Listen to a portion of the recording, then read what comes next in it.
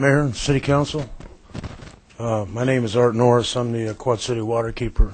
I'm the first on the Upper Mississippi, and we deal with water issues. And I was asked quite a while back to look into this, particular problem they're having in downtown Davenport with the sinkholes. Anyway, on observation, it seems the first gentleman was showing there's just a tremendous amount of concrete up there, and so I entertained the idea of, how would they put it up a detention pond, and where would they put that detention pond?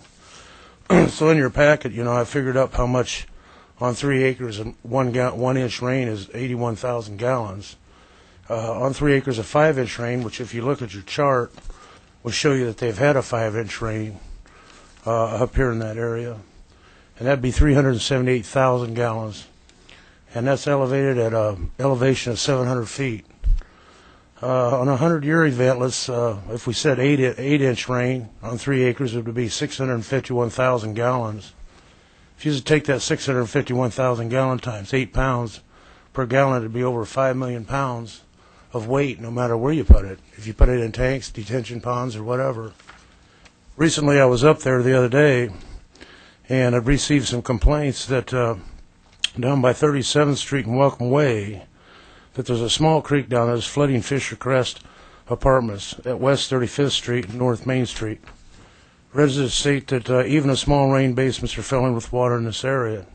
It also reported that FEMA is requiring residents in this area to get FEMA flood insurance. This small stream that runs into Duck Creek is overloaded with discharge from above already, and a detention pond holding a great deal of water and weight at this location would be extremely risky, and it is much higher elevation than Fisher Crest apartments and other housing. If a pond or tanks were to rupture or overflow, the water would create a great deal of property damage and possibly even death. If this is what is decided on, then FEMA will have to be notified for their opinion on adding any more water to this creek located below Duck Creek or the 100-year floodplain. I went over to Kmart when it was raining last Sunday, and the detention wall that they have over there is really deteriorated. They just poured concrete on top of the dirt, and they removed half the hillside when they built Kmart there.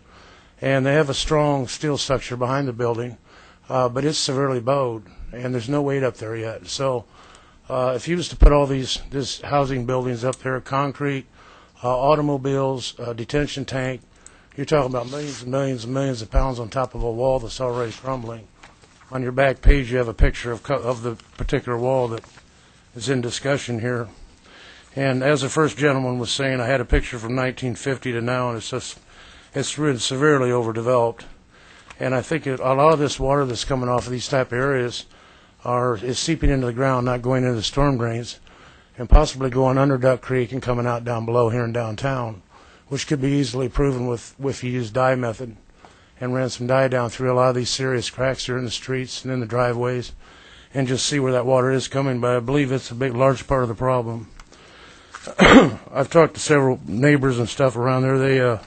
They don't want it. I think it'd be a great place for like a wildlife refuge, a bird sanctuary, something of that nature.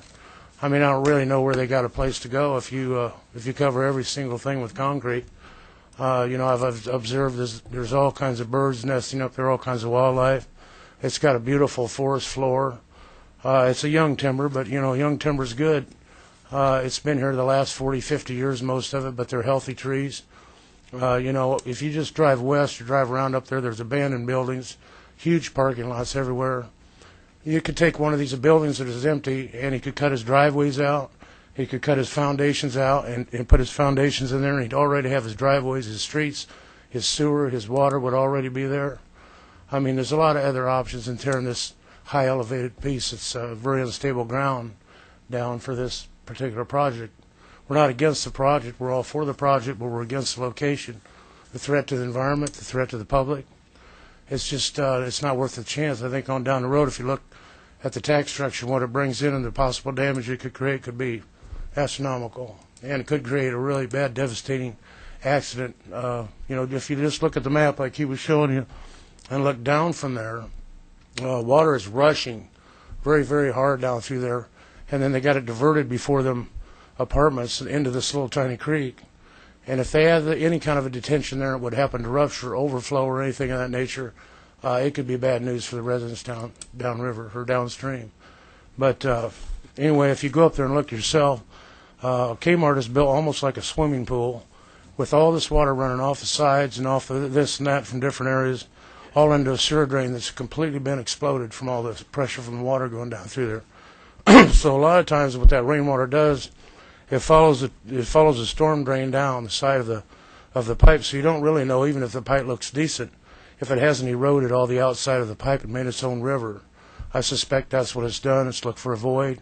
It's gone deep into the earth, and that's why we're getting a lot of it coming out down below. But I'd like you all to reconsider and rezoning this at this time. And, you know, why waste Mr. McNamara's money? Let's get the EPA in there and have them take a look at it. Let's see if it can be permitted. I don't think it'll even get past the permit stage. And if it gets to that point, FEMA would have to be involved. And the law states you have to have an environmental impact statement if there's any threat at all to the public. You know, this definitely isn't going to be a threat to the public. Thank you for your time.